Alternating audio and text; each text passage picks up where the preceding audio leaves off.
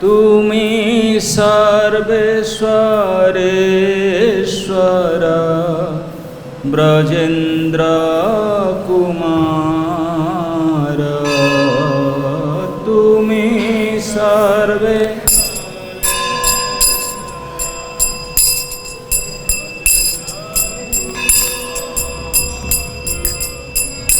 তোমার ইচ্ছায় বিশ্বে সৃজন সংহার তোমার ইচ্ছায় সৃজন সংহার তুমি সর্বেশ্বরেশ্বর ব্রজেন্দ্র কুমার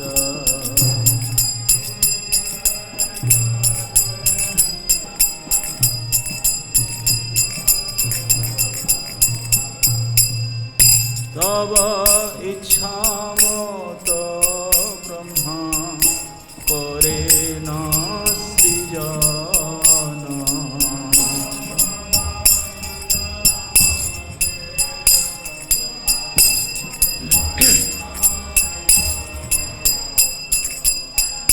তব ইচ্ছা মতে বিষ্ণু করে ন পালন তব ইচ্ছা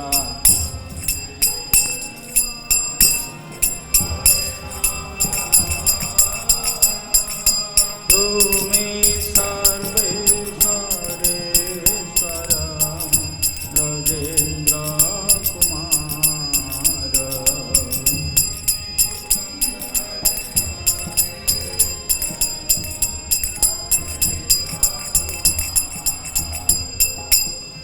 তব ইচ্ছা মত শিব করে ন সংহার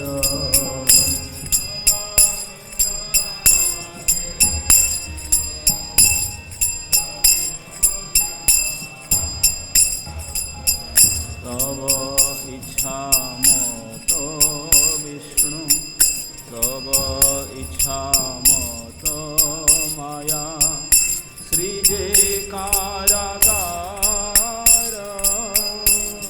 তব ইচ্ছা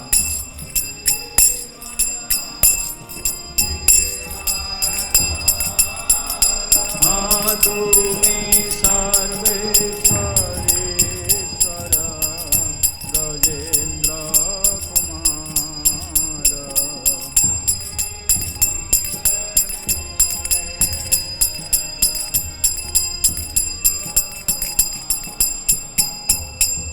তব ইচ্ছা মতে জীবে জনম মরণ তব ইচ্ছা মতে জীবে জনম মরণ সমৃদ্ধি নিপাত দুঃখ সুখ সংঘটন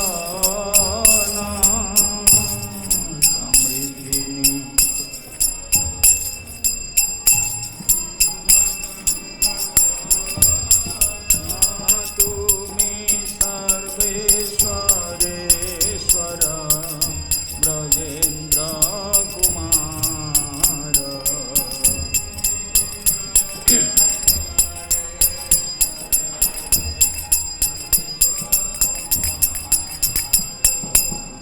মিছে মায়াবদ্ধ জীব আশা পাশে ফিরে মিছে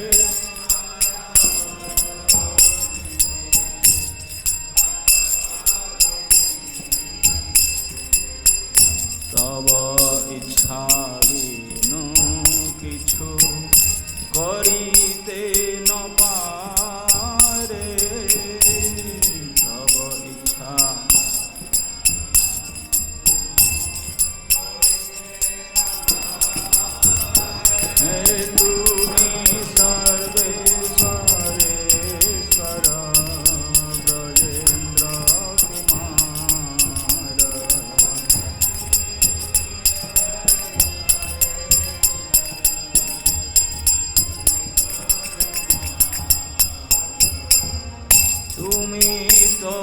রক্ষক আর পালক আমার তুমি তর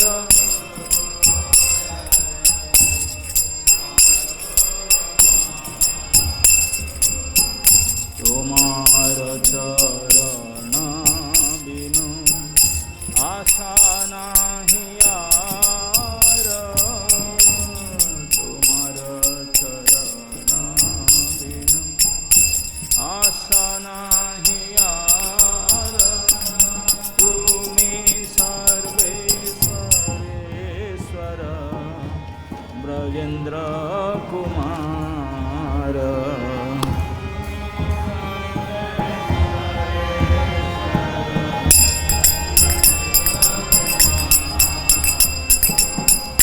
নিজ বল চেষ্টা প্রতি ভরসা ছাড়িয়া নিজ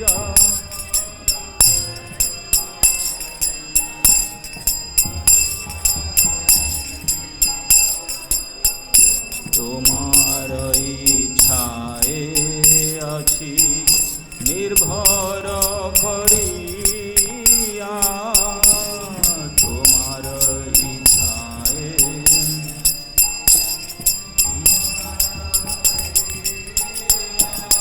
তুমি সর্বেশ্বরেশ্বর ব্রজেন্দ্র কুমার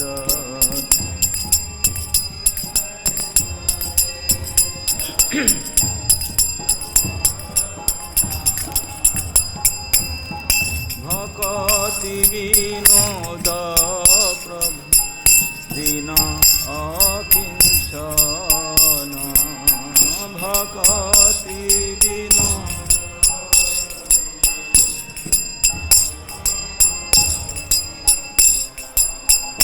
তোমার ইচ্ছায় তার জনম মরণ তোমার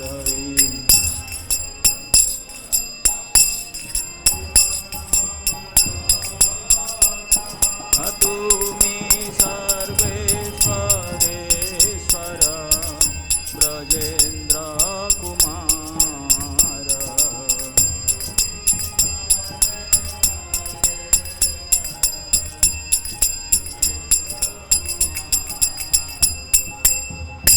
জয় কৃষ্ণ বলরাম কৃষ্ণ বলরাম কৃষ্ণ বলরাম জয় কৃষ্ণ বলরাম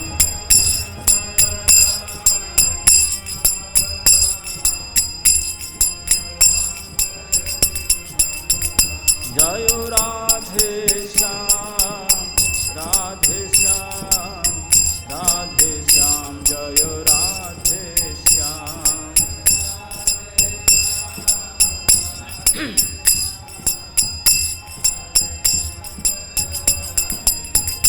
নিতাই গৌর হরি বল হরি বল হরি বল হরি বল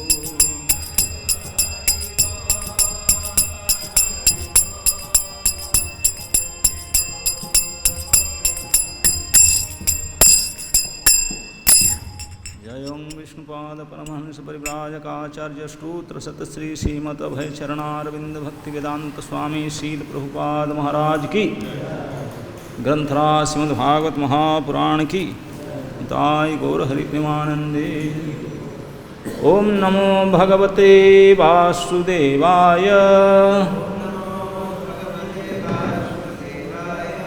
ओम नमो भगवते वासुदेवाय ओम नमो भगवते वासुदेवाय नारायणं नमस्कृत्य नरं चैव नरोत्तमं देवीं सरस्वतीं व्यासं ततो जयमुदीरये कृष्णाय वासुदेवाय देवकी नंदनाय च नंदगोपकुमाराय गोविंदाय नमो नमः। तो आज हम लोग श्रीमद् भागवत महापुराण के सप्तम स्कंद के पंचम अध्याय के श्लोक संख्या 11 पाठ करेंगे। श्री प्रह्लादो वाच परः स्वश्चेत्य सद्ग्राहः पुंसां यन्मायया कृतः विमोहितधियां दृष्टा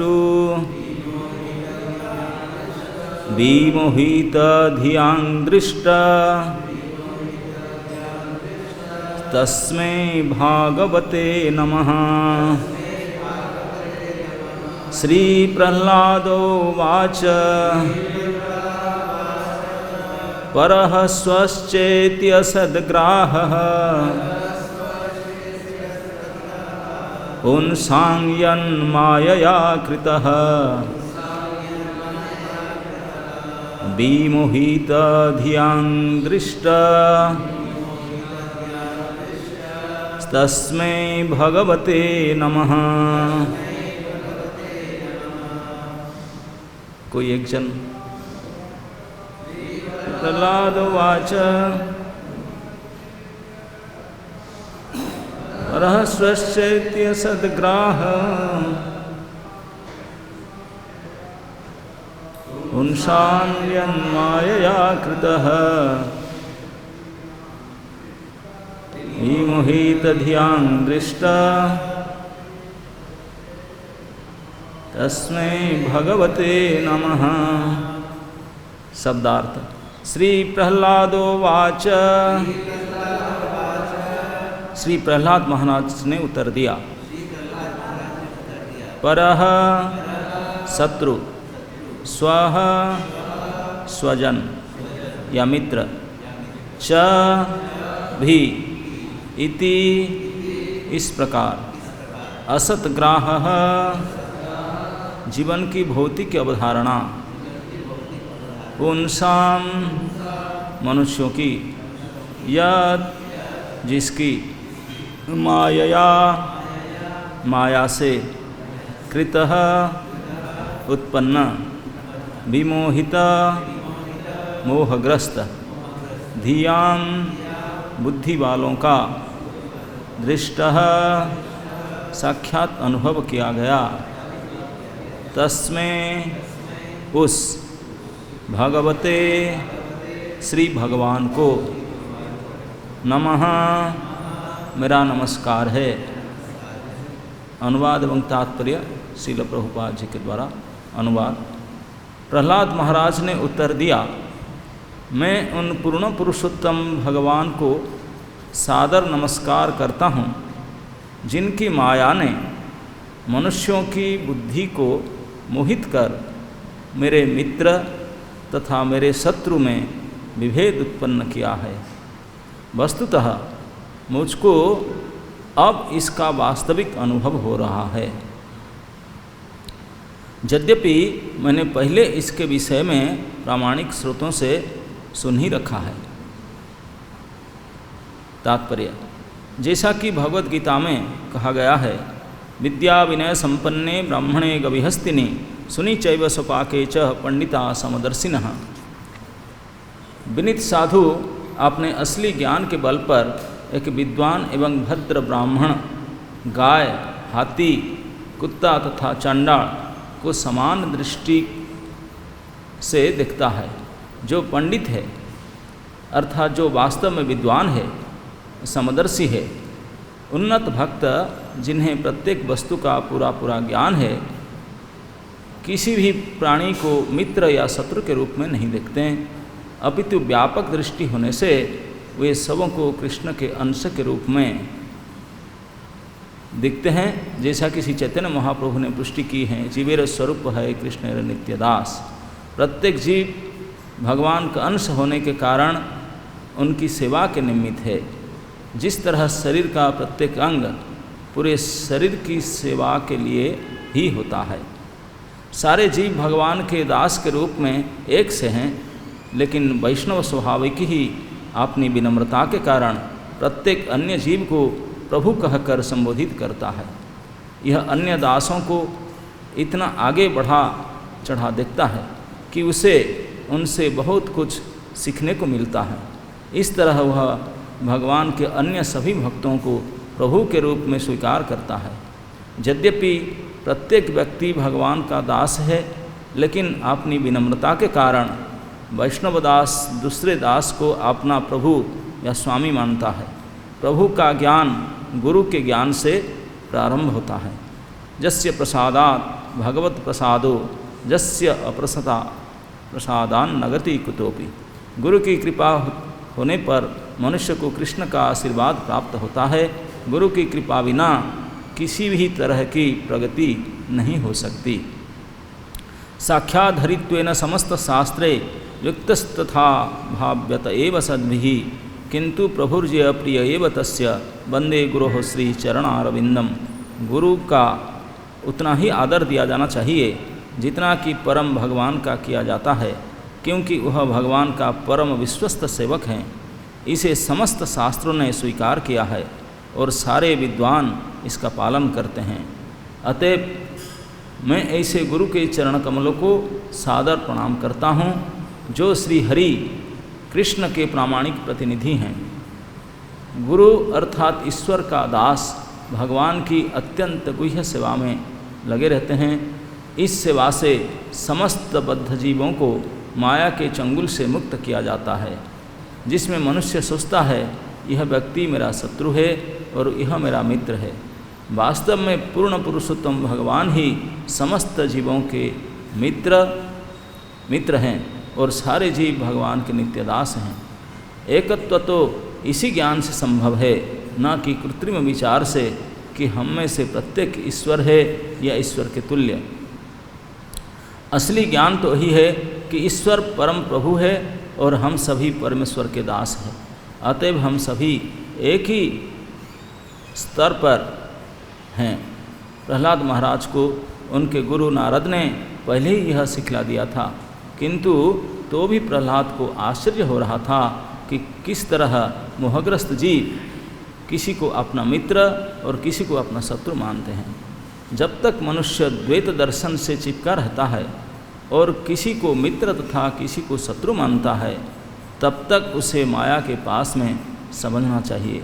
मायावादी दार्शनिक भी भ्रम में रहते हैं, क्योंकि वह समस्त जीवों को ईश्वर मानकर उन्हें एक समझते हैं। कोई भी व्यक्ति ईश्वर के तुल्य नहीं हो सकते हैं।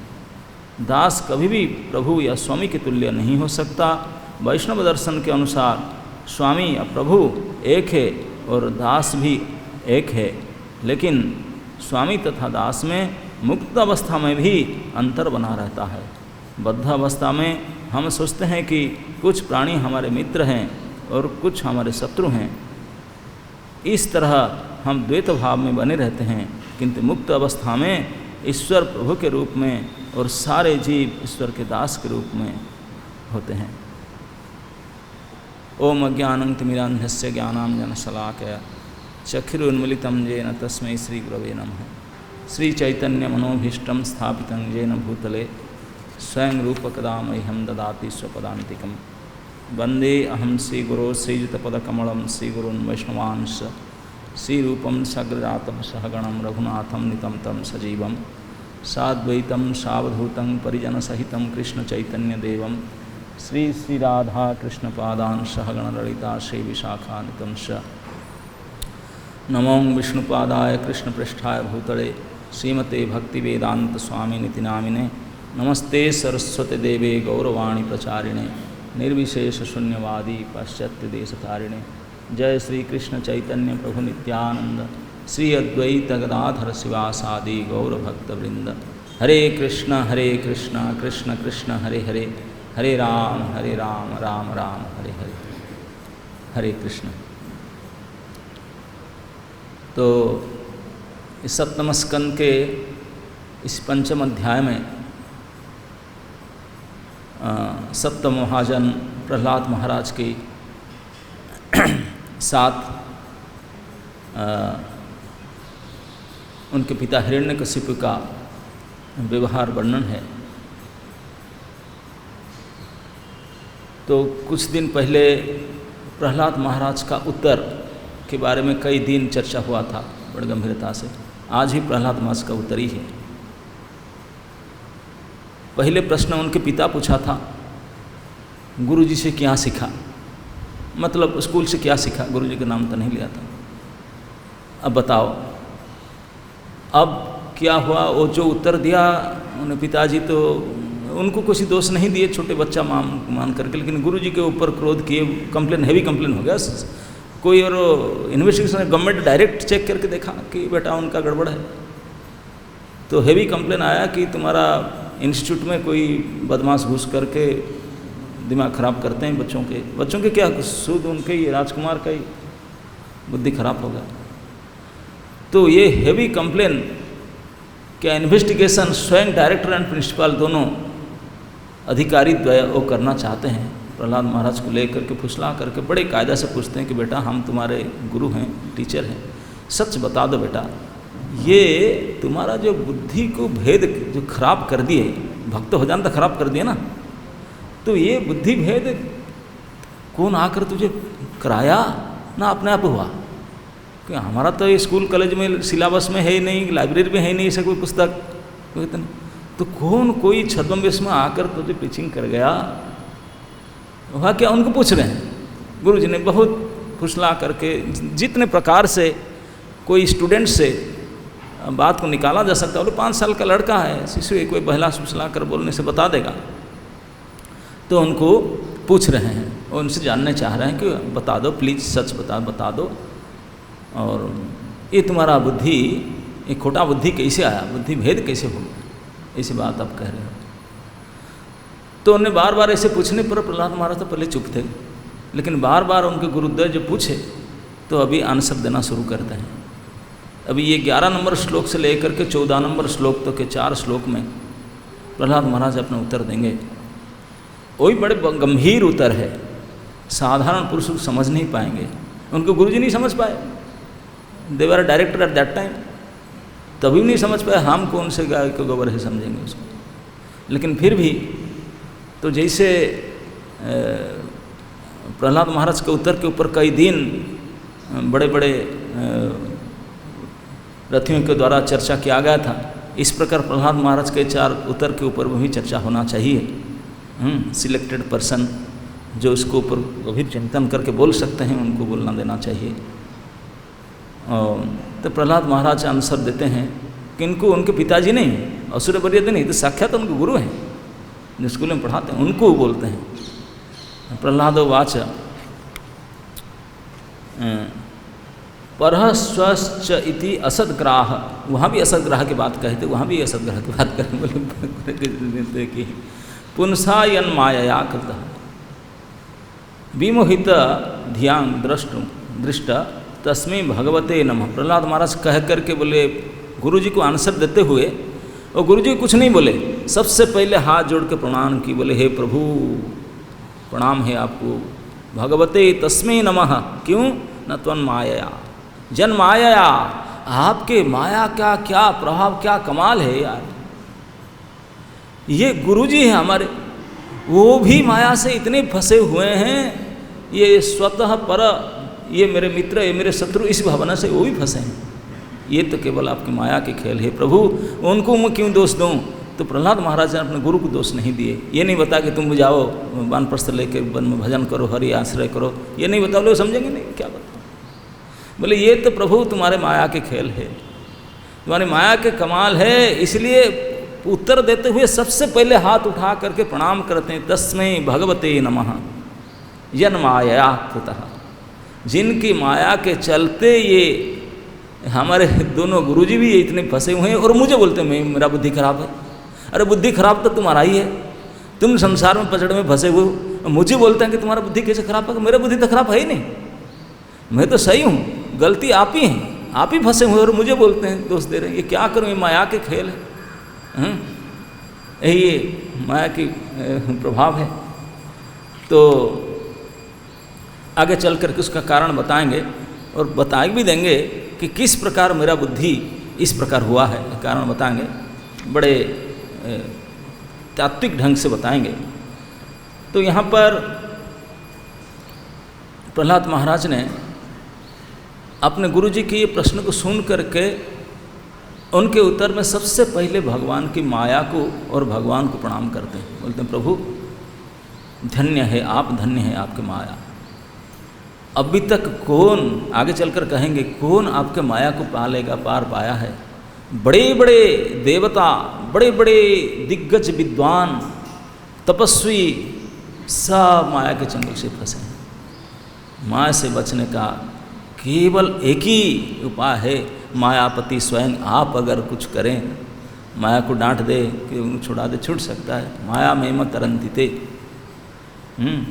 जो भगवान की माया से बचना चाहते हैं, भगवत की शरणागति चाहिए। तो भगवान की माया, यद्यपि प्रभुपाद जी ने इसमें सीधा सीधा शुरुआत करते हैं कि कैसे भेद बुद्धि होता है लोगों का, द्वैत बुद्धि। अलग अलग प्रभुपाद जी गीता से श्लोक लेते हैं कि जो पंडित होते हैं, समझदार व्यक्ति, वो समदर्शन करते हैं। विद्या विनय संपन्ने ब्राह्मणे गभिहस्तिनी सुनी चैव स्वपाके च पंडित समदर्शिन। ये समदर्शी होते हैं, लेकिन समदर्शी का मतलब नहीं है कि कुत्ता और चंडाल को भी अल्टर मिलाकर घुसा देंगे। तो पंडित बोलेंगे तुम भी आ जाओ, समान है, ब्राह्मण और आप समान है ना। नहीं, ऐसा नहीं करेंगे कि हाथी को लाकर घुसा देंगे, ऐसे नहीं करेंगे। वो बहिर रूप से समान नहीं देख सकते हैं। भगवान की उपस्थिति सब में है, तो हम इसी रूप में देख सकते हैं, समुद्र से तक का क्या। लेकिन जिनको भगवत अनुभव नहीं है, और उनने कहते हैं कि वैष्णव कैसे नम्र होता है। यद्यपि समान सभी हैं, भगवान के दास के रूप में यही निश्चित सत्य है। समदर्शिनित का वास्तविक सिद्धांत है एकल ईश्वर कृष्ण आरस अभुभृत्य। एक मालिक है कृष्ण और हम सब उनके सर्वेंट हैं।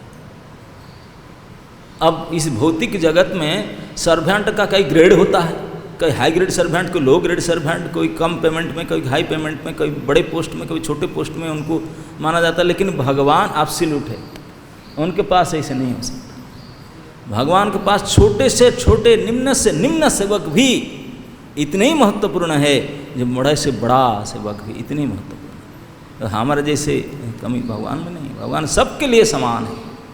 तो जितने भी इस संसार में है, भगवान को छोड़ करके, इस संसार में क्या हो, और दुनिया संसार में भी भगवान को छोड़ करके इहलोक परलोक जो कुछ हैं, सब भगवान के दास दासी हैं, उसके अलावा कुछ नहीं। इसलिए सब समान है। दो ही केवल अंतर है, एक प्रभु और एक दास, बस यही दोनों ही स्थिति है, बाकी कुछ है ही नहीं। तो इस प्रकार से सब प्राणी आपको समदर्शन करना चाहिए, भाई हम समान है। तू भी सेवक, मैं भी सेवक, तू भी सेंट्रल गवर्नमेंट सर्वेंट, मैं भी सेंट्रल गवर्नमेंट सर्वेंट, है ना नहीं? उसमें क्या है? तो इस प्रकार यही वास्तविक यूनिफिकेशन है, एकत्व है। लेकिन फिर भी जो वैष्णव भक्त होते हैं, अपने स्वाभाविक दैन्यता के कारण दूसरे को प्रभु करके मानते हैं, वो फ्रेंड करके नहीं मानते।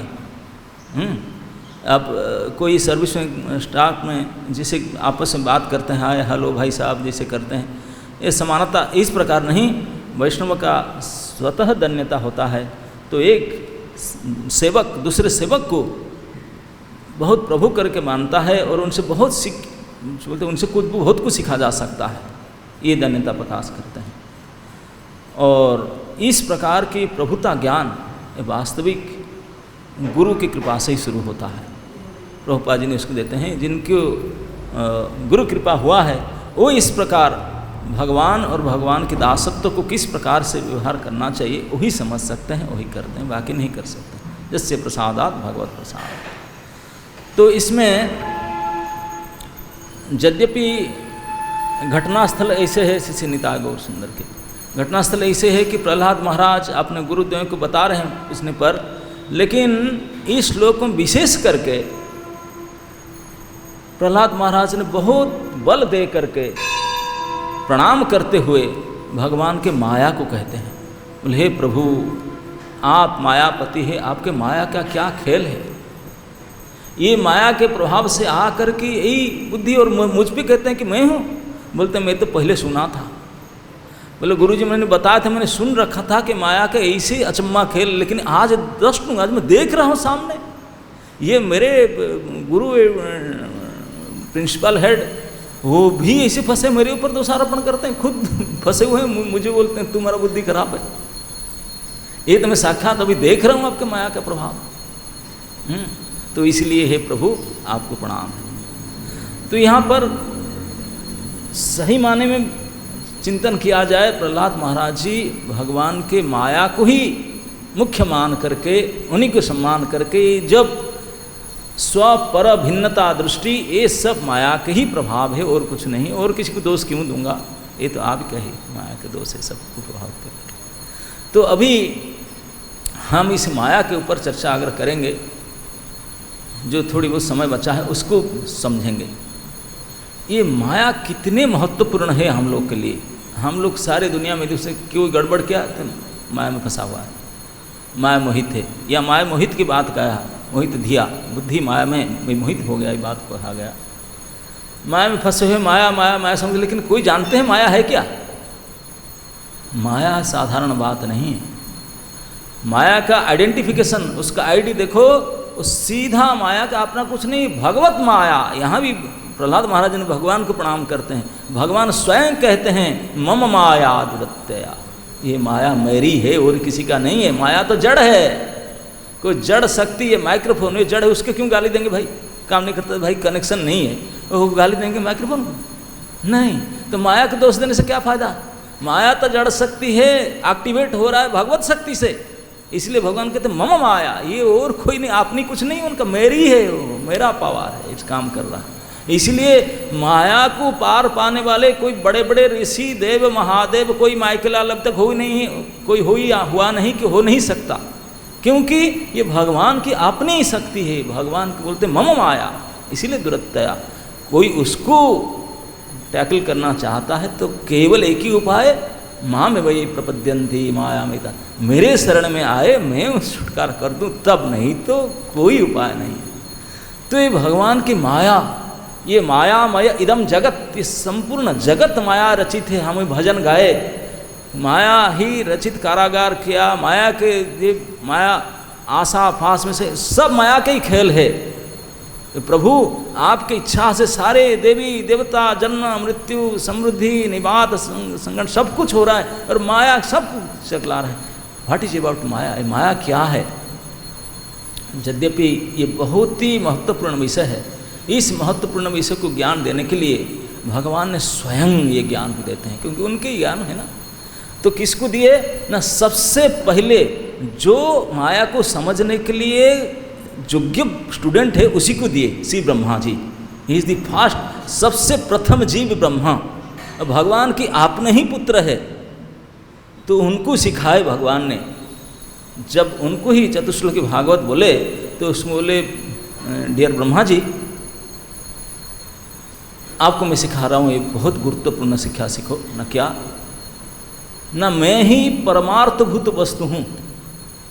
अगर वास्तविक अर्थ है, अर्थ नहीं परम अर्थ है, तो मैं ही हूँ, मेरे अलावा कोई और है, कुछ है ही नहीं। जो कुछ मेरे में सम्मति, जो मैं ही हूँ, अर्थ परमार्थ में ही हूँ। और मैं आपको मेरी माया के बारे में बताना चाहता हूँ। अटेंटिवली हियर, केयरफुली सुनो। सबसे पहले भगवान ब्रह्मा जी को ज्ञान देते हैं अपनी माया का। माया मुक्ति के ज्ञान पहले नहीं बताया, बोले नहीं वो तो बात की बात है, पहले इसी को तो समझो भ्रम क्या है, नहीं तो भ्रम से निकालोगे कैसे। जो इसको नहीं जानते हैं कैसे निकलेंगे। तो इसलिए सबसे पहले जो भगवान को ज्ञान, ब्रह्मा जी को भगवान ज्ञान देते हुए तो माया के ज्ञान सबसे पहले दिए। तो माया के ज्ञान ब्रह्मा जी को समझाते हुए भगवान कहते हैं क्या, माया के डेफिनेशन बता दो। रीते अर्थजत प्रतीयेत न प्रतीयेत च आत्मनि तद विद्यात आत्मनो मायाम जथा भास जथा तमः। बड़ी क्लियर कट भगवान ने स्ट्रेट फॉरवर्ड आंसर दिए। माया क्या है, दो उदाहरण के साथ बताते हैं। पहले लाइन में इस श्लोक में भगवान ने माया की दो लक्षण बताए, दो लक्षण माया के बताए। सबसे पहले लक्षण बताते हैं कि ब्रह्मा तू मेरे माया को जान, ये मेरे दो लक्षण वाली माया है। वो कैसा है ना, ऋते अर्थ जत प्रतीयत, ऋते मतलब बिना, जिसके व्यतिरेक में। भगवान बोलते हैं मेरे बिना, मेरे व्यतिरेक में जिसका प्रतीति होता है।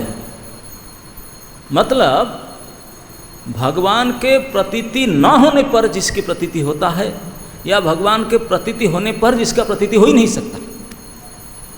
एक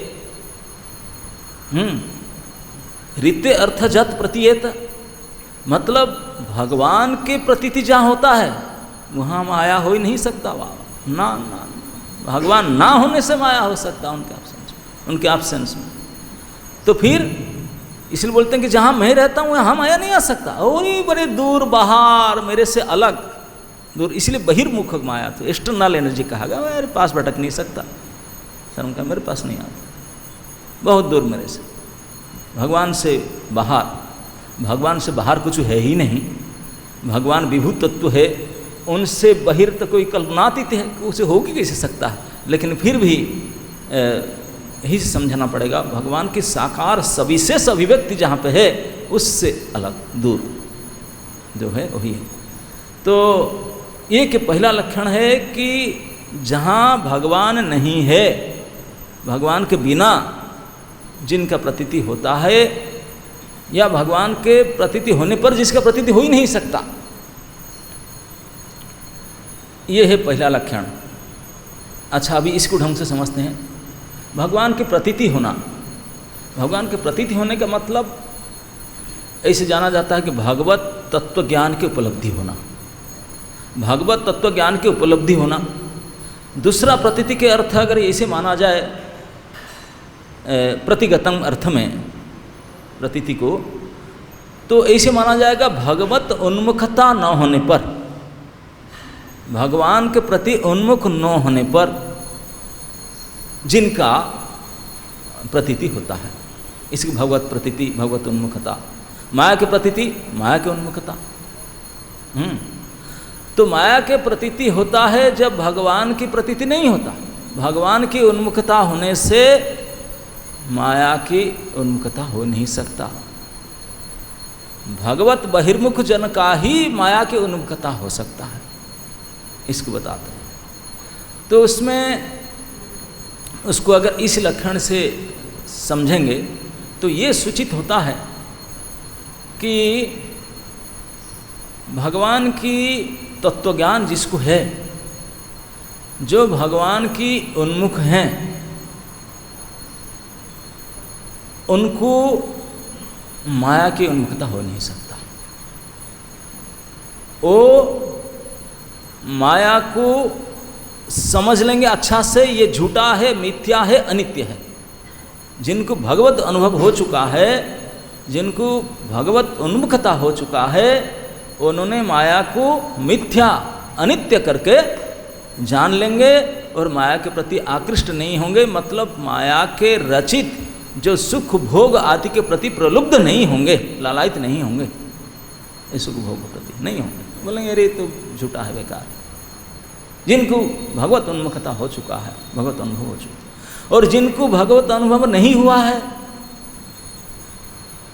जो भगवान के बहिर्मुख जन है, वही लोग ही माया को सत्य मानते हैं, माया के कार्य को ही सत्य मानते हैं, और माया के प्रति आकर्षित भी होते हैं। माया के रचित जो सुख भोग के प्रति लालायित होते हैं, उसे भोगने के लिए, पाने के लिए। क्लियर? तो इसमें और एक समझ लेते हैं कि भगवान से बहिर्गत माया रहता है, भगवान के पास टिक नहीं सकता, ये कहा गया। भगवान से बाहर, भगवान से अलग। तो भगवान कहाँ नहीं है, भगवान से बाहर हो सकता है क्या कुछ? तो संभव ही नहीं है। लेकिन यहाँ कहने का मतलब है कि भगवान के सविशेष अभिव्यक्ति जहाँ होता है, भगवान खुद अपने साकार रूप में, सविशेष रूप में जहाँ प्रकट होते हैं, वो स्थान है भगवत धाम, भगवान के लोक। यहाँ माया के स्थिति नहीं है, प्रतीति हो ही नहीं सकता। और ये उनसे बहुत दूर इस भौतिक ब्रह्मांड में माया का संसार, इसलिए उसको मायामय जगत कहा गया। इससे दूर यहाँ हो सकता है, बाकी वहाँ तो संभव ही नहीं है। इसलिए बहिर्मुखता, एक्सटर्नल एनर्जी कहा गया, बहिर्माया। अब ये पहला लक्षण समझ में आ गया, रीते अर्थ जत प्रतीयत, मेरे बिना जिसका प्रतीति होता है। अब माया के दूसरी लक्षण भगवान बताते हैं, न प्रतीयत आत्मनि च, बोलते हैं कि मेरे बिना तो वो दिखाई नहीं पड़ता, वो उनका देखा हो नहीं सकता, लेकिन वो अपने आप भी प्रकट नहीं हो सकता। न प्रतीयत आत्मनि च, वो भी नहीं, वो अपने आप मेरे बिना तो जिनका दिखता है वो माया है, कि मैं जब हूँ तो माया नहीं हो सकता, और मेरे बिना भी माया हो नहीं सकता। अपने आप माया अपने आप को प्रकट नहीं कर सकता। न प्रतीयत च आत्मनि, अपने आप में जो प्रतीति नहीं हो सकता है, तद विद्यात आत्मनो माया, ओ उसको मेरे माया जानो। मतलब इस सेकंड लक्षण में भगवान कहते हैं कि माया के परिचय ऐसा है कि भगवान जहाँ नहीं है वही माया है। भगवान के प्रतीति होने से माया के प्रतीति हो नहीं सकता, भगवान उन्मुख होने से माया के विमुख होना पड़ेगा। लेकिन वो माया भगवान के बिना भी प्रतीति नहीं हो सकता, अपने आप आपको प्रकट कर ही नहीं सकता, क्योंकि जड़ है, उनके अंदर चेतना है ही नहीं, प्रकट नहीं कर सकता। अरे तो बड़ा गजब की बात है, कैसे समझे? यही तो माया है, यही माया है। भगवान के बिना प्रतीति होता है और भगवान के बिना प्रतीति हो ही नहीं सकता। मतलब माया का स्वतंत्र शक्ति है ही नहीं। भगवत के आश्रय बिना माया अपने आप को दिखाई नहीं सकता, कुछ नहीं कर सकता। भगवान के आश्रय बिना माया काम ही नहीं कर सकता। इसी कहते हैं न प्रतीयत आत्मनि, वो अपने आप को प्रतीति कर नहीं सकता। अब ढंग से समझिए, ये बड़े कॉम्प्लिकेटेड मैटर है। उदाहरण भगवान देते हैं, वो जानते हैं कि ब्रह्मा जी भी नहीं समझ पाएंगे, तो इसलिए भगवान तुरंत उदाहरण दिए प्रैक्टिकली। जथा भास जथा तमः, जथा आभास और अंधकार। मैं सोचता हूँ कि मैं अपने छोटी बुद्धि के, छोटी समझ के हिसाब से बताऊँ तो शायद आप समझ लें, जितना मेरे समझ में आया है कि माया को समझने के लिए ये उदाहरण दिया गया, जैसे सूरज अभी आकाश में उग रहे हैं, एक सूरज, एक अंधकार और एक आभास। आभास को मैं समझाता हूँ आपको, आभास कैसे होते हैं। जैसे सूरज है आकाश में, वो कहीं जलपात्र, यहाँ कोई तालाब या कोई हो तो सूरज के प्रतिच्छेद रिफ्लेक्शन वहाँ आता है, तो दो सूरज तो है ही नहीं, सूरज तो एक ही है, लेकिन यहाँ भी दिखता है, पानी के अंदर एक दिखता है। तो वो जो पानी के अंदर दिखता है वो आभास है, प्रतिच्छवि है, ये सूरज नहीं है। और वो आभास सूर्य के बिना हो सकता क्या? सूरज अगर नहीं होगा, छाया हो नहीं सकता काया के बिना भैया। जो काया नहीं तो छाया होगा कैसे? तो आभास प्रतिच्छवि सूर्य के बिना हो नहीं। सूर्य उगेगा, लाइट फोकस होगा, तभी वो पानी में गिरेगा, तभी दिखेगा, नहीं तो नहीं सीख सकता। और अंधकार, जहाँ सूर्य रहेगा अंधकार हो सकता है यहाँ? सूर्य भगवान को पूछो, हे प्रभु भगवान सूर्यदेव, अब अंधकार रात्रि का थोड़ा वर्णन करो, कर सकते हैं? नेवर एवर पॉसिबल, कोई संभव ही नहीं है कि रात्रि और भगवान सूर्य के कोई मीटिंग पॉइंट हो, कोई साक्षात्कार हो जाए, नेवर, संभव ही नहीं। जहाँ माया अंधकार, जहाँ सूर्य तहाँ नहीं अंधकार, कोई हो ही नहीं सकता। जैसे भगवान सूर्य हैं और माया अंधकार है, दोनों कभी एक हो ही नहीं, अपने आप फेस कभी मीटिंग हो ही नहीं सकता।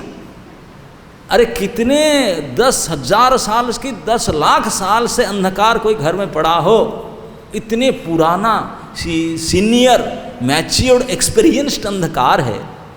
अगर एक बार कोई लाइट ऑन कर दे तो अंधकार तत्क्षणात चला जाता। भाई इतने पुराना अंधकार, टाइम थोड़ा लगेगा ना मिटने में, भाई पुराना डिजीज है, थोड़ा समय लगेगा ना, लेकिन ये इतने पुराना अंधकार जाने में टाइम लगता है क्या?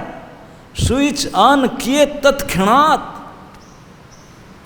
तो अगर कोई पूछे भैया ये मुझे थोड़ा बताओ अंधकार का डेफिनेशन क्या है, व्हाट इज डार्कनेस, अंधकार है क्या? तो क्या बताएं हमने? अंधकार को व्याख्या करने के लिए हमारे पास कोई उपाय है? क्या अंधकार है? आलोक के बिना अंधकार को कोई बोल ही नहीं सकता, उनका परिचय अपना हो ही नहीं सकता, अपना अस्तित्व ही खत्म आलोक के बिना, क्योंकि darkness is only the absence of light. अंधकार का एक ही परिचय है कि आलोक का ना होना, आलोक का ना होना ही अंधकार है। उनका और कोई दूसरा आइडेंटिटी नहीं है, और कोई दूसरा परिचय नहीं हो नहीं सकता। तो आलोक के बिना अंधकार को कोई पहचान सकता? देखा नहीं जा सकता, देखा नहीं जा सकता। बिना ज्योति से, दूसरे उदाहरण से, जैसे सूर्य है और रात है, और वो बीच में एक समय होता है सुबह सुबह, जैसे 5 बजे 5:30 बजे का टाइम, सूर्य अभी उदय नहीं हुआ लेकिन सब दिखाई पड़ता है। प्रकाश के बिना, सूर्य के बिना तो कुछ दिखाई नहीं पड़ेगा, लेकिन दिखाई सब पड़ता है, लेकिन सूरज भी नहीं है, अंधकार भी नहीं है, वो दिखाई भी पड़ता है। एक स्थिति ऐसा होता है ना, उसको बोलते हैं आभास। अंधकार भी गया, अंधकार भी नहीं है, वो सूरज भी आए नहीं अभी, लेकिन सब वस्तु दिखाई पड़ता है, वो स्थिति है आभास। तो भगवान यही उदाहरण देते हैं, ये आभास, वो मेरे बिना, अभी मैं भी नहीं आया, अंधकार भी नहीं है, लेकिन ये प्रकट होता है, आभास भी होता है। और अंधकार तो मेरे बिना अंधकार, मैं जब रहूँगा अंधकार हो सकता क्या? नहीं हो सकता। अतः फिर न प्रतीयत च आत्मनि, वो अपने आप अपने को प्रकट नहीं कर सकता, ये ऐसे क्यों कहते हैं? अंधकार अपने आप को लाइट बिना प्रकट कर देगा, इसका मतलब क्या होता है? जब लाइट रहेगा, लाइट के सहारा लेकर के अंधकार को, लाइट के सहारा लेकर अंधकार कैसे प्रकट होगा? कभी कभी कहते हैं कि जो कैंडल जलाता है ना, दीप, उसका नीचे ही अंधकार रहता है, वो उसके नीचे रहता है। उसके और एक उदाहरण से आचार्य कहते हैं, जैसे ज्योतिर्मयी चीज कोई होता है, कोई ज्योतिर्मय लाइटेड वस्तु है, और लाइटेड वस्तु अंधकार को दूरभूत कर दे। जहाँ लाइटेड वस्तु आ गया तो डार्कनेस खत्म, और लाइट और डार्कनेस खत्म होने का बीच बीच जो है वो आभास है। लेकिन ये डार्कनेस को समझने के लिए, जानने के लिए भी लाइट की आवश्यकता है। बोले सो कैसे? बोलते हैं जैसे आपने अपना शरीर को उदाहरण लीजिए, अपना शरीर में जितने अंग प्रत्यंग है, उसमें से एक अंग है जो ज्योति रूप में है, लाइट के साथ उनको परिचय है, वो है आँख, ज्योतिर्मय। चक्षु है, इसीलिए सूर्य के साथ, लाइट के साथ संपर्क है उनका। इसलिए हमारा हाथ, पैर, चेस्ट, सर, नाक, कान किसी के द्वारा कोई देख सकता है? क्योंकि लाइट नहीं है उसमें, ज्योति नहीं है, किसे देखेगा? सब अंधकार। ये सब अंधकार वस्तु, वो देख नहीं सकते हैं, देखने का क्षमता नहीं, देखने का क्षमता केवल ज्योतिमय चक्षु है, चक्षु में ज्योति है। तो चक्षु के द्वारा हमारे शरीर के सारे अंग को हम देख सकते हैं, बाकी कोई अंग के द्वारा कोई अंग को देखा नहीं जा सकता। ठीक इसी प्रकार बिना ज्योति के, बिना आँख के अंधकार को भी नहीं देखा जा सकता, जाना नहीं जा सकता। इस प्रकार समझे कि अंधकार को जानने के लिए लाइट की ही सहायता चाहिए, क्योंकि लाइट के बिना आश्रय में अंधकार का अपने आईडी नहीं हो सकता, अपना अस्तित्व ही नहीं प्रकाश कर नहीं सकता, जाहिर नहीं कर सकता ज्योति के बिना। और ज्योति के बिना ही संभव हो सकता है, कि ज्योति अगर होगा तो फिर अंधकार हो ही नहीं सकता। मैंने ट्राई टू अंडरस्टैंड, ज्योति के बिना अंधकार हो सकता है, ज्योति उपस्थिति होने से अंधकार कतई संभव ही नहीं है, लेकिन वो अंधकार को जानने के लिए ज्योति की सहारा चाहिए। ज्योति के आश्रय के बिना अंधकार भी अंधकारत्व को प्रकट नहीं कर सकता, जान नहीं सकता। उसी को भगवान बोलते हैं कि ये मेरे माया है। और इसी के ऊपर हमारे आचार्य लोग ने ग्रंथ पर ग्रंथ लिख चुके हैं, लंबी लंबी व्याख्या की माया को समझने के लिए। इतने सूक्ष्म ये भगवान की ऐसे एक शक्ति है भगवान की जितनी और शक्तियाँ हैं, इसमें ये शक्ति है कि इतनी विशेष शक्ति है माया शक्ति। एक आचार्य तो कहते हैं कि माया से कभी छुटकारा कोई हो ही नहीं सकता। बोले भगवत उन्मुखता हो गए, भगवत उपलब्धि, भगवत तत्व उपलब्धि हो गया तो माया से छूट। बोले ना, बोले माया के दूसरी फेज पकड़ेगा। बोले माया डबल फेज है, एक जोग माया, एक महामाया। बोले भगवान की बहिर्मुखता से महामाया हावी हो गया है, भगवत उन्मुखता से, भगवत तत्व ज्ञान होने से जोग माया हावी हो जाएगा, वो माया पकड़ेगा फिर वो जोग करा देगा भगवान के साथ। एक माया भगवान से वियोग कराता है, एक माया भगवान से जोग कराता है। बोले माया से कभी छूटने का संभव ही नहीं है, ये भगवान की ऐसी शक्ति है माया शक्ति। तो प्रहलाद महाराज यहाँ माया शक्ति की प्रणाम करते हैं, बोलते हैं धन्य है प्रभु, धन्य है आपकी माया। इस माया के चक्कर में ये इतने बड़े बड़े समझदार गुरु लोग भी स्वयं फंसे हुए हैं स्वपर बुद्धि से, ये मेरा ये दूसरा। और केवल ये दोनों नहीं, पूरा संसार भगवान तो गीता में खुल कर बता दिए। इच्छा द्वेष समुत्थेन द्वंद्व मोहेन भारत सर्गजान सम्मोहं सर्वभूतानां सर्गजान्ति परंतपः। इसी के सम्मोहित होकर के, इच्छा और द्वेष से सम्यक रूपण मोहित होकर के, विमोहित होकर के ये सृष्टि होता है बार बार, केवल इसी की मोह के चक्कर में, इसी माया के चक्कर में। क्या चक्कर? न इच्छा और द्वेष, ये मेरा ये दूसरा, यही तो इच्छा द्वेष है। इसी से उत्थित होता है संसार, उसी से द्वंद्व और उसी से मोह। इस द्वंद्व मोह से, इच्छा द्वेष से उठने के लिए उपाय मनुष्य को करना चाहिए। और जो इससे उठ गया ऊपर, फिर उसको द्वंद्व की पचड़ो नहीं, कभी नहीं उनके मन में भावना आ ही नहीं सकता कि ये स्व ये पर। जैसे प्रहलाद महाराज थे, प्रहलाद महाराज इस स्थिति को प्राप्त कर चुके थे, इसलिए उनके मन में कभी ये भावना उदय ही नहीं होता था कि ये स्व ये पर, ये मेरा ये दूसरा है, अलावा है। नहीं हो सकता, हो नहीं सकता। लेकिन ऐसे प्रहलाद महाराज जैसे अनुभवी व्यक्ति को छोड़ करके बाकी संसार में कितने बड़े बड़े ऋषि मानी पढ़े लिखे, कितने भी बड़े बड़े ज्ञानी ध्यानी क्या होना क्यों, सब के अंदर द्वंद्व मोह इच्छा द्वेष घर करके बैठा है। और वो बेचारे करेंगे क्या, उनका बस नहीं चल सकता, क्योंकि कंट्रोलर ऊपर है, माया डाल कर रखा है। गुण माया, जीव माया, आभास को कहते हैं जीव माया, अंधकार कहते हैं गुण माया। ये भगवान मायापति ऐसे संपूर्ण संसार को आपन माया के चपट में लिए हैं, इसलिए मायामय इदम जगत, कहीं बच नहीं सकता क्रंच भर भी। ये माया से छूटने के लिए माया के ही मदद लेना पड़ेगा, इसलिए भगवान ने ब्रह्मा को माया के ही ज्ञान सबसे पहले देते हैं। बोले तो इसी को समझ, क्या चक्कर है ये। तो प्रहलाद महाराज भी अपने गुरुजों की जो प्रश्नों को सुन करके यही आश्चर्य होकर बोलते हैं कि धन्य है गुरुजी, ये मैं आपके दोष नहीं है, आप मुझे इसी प्रकार प्रश्न पूछते हैं, मेरे दोष देते हैं कि तेरा बुद्धि में भेद कैसे हो गया। मेरे बुद्धि में कोई भेद नहीं, मेरे बुद्धि तो अभेद है, भेद आपके बुद्धि में है स्वपरा, ये भेद आपके बुद्धि में है। क्यों? बोले मैं आपको क्या कहूँ, आप पूरी तरह से बस में हो मायापति के, तो इसलिए उन्हीं को मैं दंडवत प्रणाम करता हूँ। भगवते तस्मै नमः, तस्मै भगवते नमः। हे प्रभु भगवान, आपकी माया के क्या कमाल है, क्या खेल है माया के। तो इसी माया के खेल से, माया के चंगुल से, माया के प्रभाव से अगर हमको बचना चाहें, और इसी मनुष्य जन्म इस संसार में देने का भगवान के एक ही लक्ष्य है कि इसी को समझो, माया को समझो और माया से निकलो।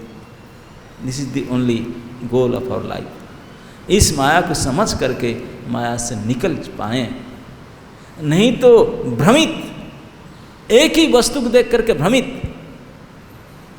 एक जगह पर एक विद्वानों ने एक कथा कह रहे थे, अच्छा लगा मुझे, आप चाहे तो कंटेस्ट समझ सकते हैं। एक गांव में बड़ा पंडित गांव थे, 5 पंडित थे, 5 जन्मांध थे, 1 ब्लाइंड, लेकिन बड़े भगवान जिसको कोई एक इंद्रिय नहीं देते दूसरे इंद्रियों को एक्टिव कर देते हैं, वो शक्ति हो जाता है उसमें। तो उनका बाकी इंद्रियां बड़े सक्रिय था। तो 5 जन्मांध, 5 आचार्य थे सारे। तो उनके बहुत फॉलोअर थे, शिष्यगण थे बहुत। तो जो भी वो ज्ञान देते थे बताते थे, मुँह से खूब धुरंधर ज्ञान सब बताते थे, संहिता और सिद्धांत बताते थे। तो एक बार इस गांव में एक हाथी आ गया। हाथी आया, सब गाँव बोले हाथी आया। तो सब आचार्यों के जो डिसाइपल थे बोले गुरुजी हाथी आया है। तो गुरुजी बोले हाथी? मैं सुना तो हाथी के बारे में, लेकिन कभी देखा नहीं। चलो मुझे थोड़ा हाथी का अभिज्ञता करा दो, दिखा दो बेटा। तो सारे शिष्यों ने अपने अपने गुरुजियों को लेकर के हाथी के पास लेकर आए। मतलब 5 मंडली आया, आपने अपने 5 आचार्यों को साथ में लेकर के हाथी के पास लेकर के आए। अलग अलग ग्रुप उनके आचार्य लेकर मत लेकर आए। तो एक पहले आचार्य आया, सबसे फ्रंट साइड में आया और हाथी के सूंड को पकड़ कर बोला ओ आई गॉट इट, समझ में आ गया, ये तो सांप जैसा है और क्या, हाथी सांप जैसा है। वो थोड़ा इसे कर रहा था ना, देख लिया मैंने। वो चले गए, एक्सपीरियंस करके पूरा एक्सपीरियंस्ड आपने सिद्धांत दिया हाथी सांप जैसा है। दूसरे एक गुरुजी आए थे साइड से, तो उनके गुरुजी ने बोले ये हाथी है, सामने खड़े हैं गुरुजी। तो गुरुजी तुरंत पकड़ लिए, क्योंकि वो तो अंधे हैं, स्पर्श अभिज्ञता लेंगे, छुए उसके पेट हो ना ऐसे, ओहो समझ में आ गया, ये तो दीवार है। ये लिखे थेसिस, हाथी क्या है? हाथी तो एक दीवार है। ओ सिद्धांत दिए उन सब, परफेक्ट डायरेक्ट एक्सपीरियंस में अभिज्ञता डायरेक्ट है। और तीसरी गुरुजी आए, ये आके पीछे पकड़े, अब उनके पूंछ को पकड़ लिए। अब बोले ये तो रस्सी है। ओ थेसिस लिखे, हाथी कुछ नहीं है, रस्सी के अलावा रस्सी है। और चौथे गुरुजी आए थे, वो पकड़ लिए उसका पैर को, बिल्कुल पैर के ऊपर नीचे इसी करके हाँ पकड़ कर देखो, ये तो खंबा है। डायरेक्ट एक्सपीरियंस, प्रत्यक्ष अभिज्ञता लिए खंबा का। और थेसिस लिखे हाथी क्या है? एक खंबा है। और एक आचार्य थे, मैं सिर्फ गलती क्या, वो दृष्टि वाले थे, वो हाथी को देखे कि हाथी जैसे दिखा, जैसे हाँ आप और हम देखेंगे, आंख वाले देख लेंगे, हाथी देखेंगे। तो ये 5 स्टेटमेंट अलग अलग हो गया। वो 5 जन हाथी को देखे, ऐसा नहीं भूल कहते हैं, नहीं, वो गए थे, हाथी के पास भी गए थे, वो हाथी को डायरेक्ट एक्सपीरियंस किए, पकड़ करके, छू करके, अनुभव करके फिर लिख रहे हैं। ऐसा नहीं कि आपने कंकशन किए ना, नॉट स्पेकुलेटर्स। वो बाकायदा गए थे, हाथी के पास जा करके हाथी को पकड़े, अनुभव किए, तब अनुभव को व्यक्त किए कर रहे हैं। तो उनके जो अनुभव सब अलग अलग है। हाथी एक सांप है, हाथी एक दीवार है, हाथी एक खंबा है, हाथी एक रस्सी है, हाथी एक हाथी है। अब किसको मानेंगे? कोई तो गलत बोल नहीं रहा है। और उनके फॉलोअर लोग सब उनके सिद्धांत को खूब बढ़ावा करें। तो इसी प्रकार भेदभाव है, सभी हाथी के ही अंग है। ये सूंड है, पूंछ है, पेट है या पैर है, सारे हाथी का ही है। हाथी उसका अलग कुछ नहीं है, ये सबको मिलाने में हाथी है। तो ये चारों सिद्धांत को मिला दे, रस्सी, खंबा, दीवार और सांप को मिला देने से हाथी हो जाएगा क्या? नहीं, ये ऐसे माया है। वो सारे सत्यवाद को, चारों सत्य को मिलाने पर भी हाथी के प्रतीति नहीं हो सकता। और हाथी के प्रतीति वही ऐसे अलग करके भी नहीं समझ सकते हैं। हाथी के प्रतीति तो केवल जो आँख वाले है, दृष्टि से देखा अनुभव का, वही कर सकता है। बाकी इस प्रकार से संभव है ही नहीं। जिनको डायरेक्ट भगवत की कृपा से भगवत अनुभूति हुआ है, बाकी किसी माध्यम से नहीं है, केवल भगवत कृपा या भगवत जन की कृपा को भगवत कृपा माना जाता है। भगवत कृपा हमेशा भगवत जन के अनुगामिनी है, सीधा भगवान की कृपा नहीं होता। तो भगवत जन की कृपा, इसलिए गुरु कृपा से प्रभुपाद जी ने कहते हैं ये शुरुआत होता है, ये ज्ञान गुरु कृपा से। जस्य प्रसादात् भगवत प्रसाद, इससे शुरू होता है।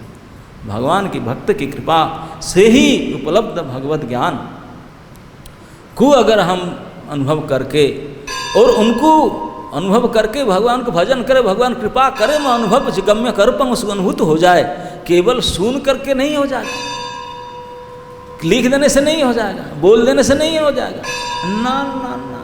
इसीलिए तो सिद्धांत में उपनिषद में कहा गया क्या न ही नायमात्मा प्रवचनेन लभ्य न मेधसा न बहुने श्रुते न वो तो विवृणते तनु, वो जिनको होगा वो खुद सुन करके उनको देंगे। वो मालिक स्वयं मायापति जिनको बोलेगा कि तुम ये लो तो वही उनका होगा, बाकी किसने हाथ पर पीट पाट लो, खूब श्लोक याद कर लो, खूब कुछ लो, कुछ नहीं होगा। ना तत्व ना मेधसा ना कुछ नहीं, ऐसे ना प्रवचन लभ्य, नो नो, ये तो वही खुद सिलेक्ट करके उनको देंगे तब होगा, तब वो माया से पार पाएगा। ये प्रहलाद को भगवान नृसिंहदेव जी चुन चुके हैं, अपना बना चुके हैं, इसलिए उनको ये डायरेक्ट अभिज्ञता है, अनुभव हो रहा है। ये क्या मुझे बोलते हैं बुद्धि में भेद, ये बुद्धि में भेद तो तुम्हारा है, सारे संसार का सबका है। केवल अभेद बुद्धि वाले वही हैं जिनको भगवान के माया से पारे हो चुके हैं, जिनके भगवान की उन्मुखता, भगवान के तत्व ज्ञान का वास्तविक उपलब्धि भगवत कृपा से ही हुआ है, भगवान ने खुद कराए जिसको, वही केवल अभेद बुद्धि वाले होंगे। बाकी सारे स्व और पर को लेकर के फंसेंगे। जैसे कभी कभी मायावादी लोग बोलते हैं कि नहीं ये सारे ईश्वर है, नारायण, सब नारायण है, फंसे हैं माया में, माया से तार जाएंगे सब भगवान हो जाएंगे। बोले इस प्रकार के एकत्व ये मूर्खत्व है, ऐसा नहीं है। कभी भी दास कभी प्रभु हो ही नहीं सकता, कभी जीव कभी ईश्वर हो ही नहीं सकता। ये दो सत्ता हमेशा नित्य सत्य है। तो फिर एकत्व कैसे है ना, केवल ईश्वर को छोड़ करके ईश्वर के अलावा जावतीय तत्व, जावतीय वस्तु सब दासत्व के सूत्र में बंधे हुए में, इसलिए सब एकत्व हैं। इस प्रकार एकत्व को मानना पड़ेगा। हरे कृष्ण।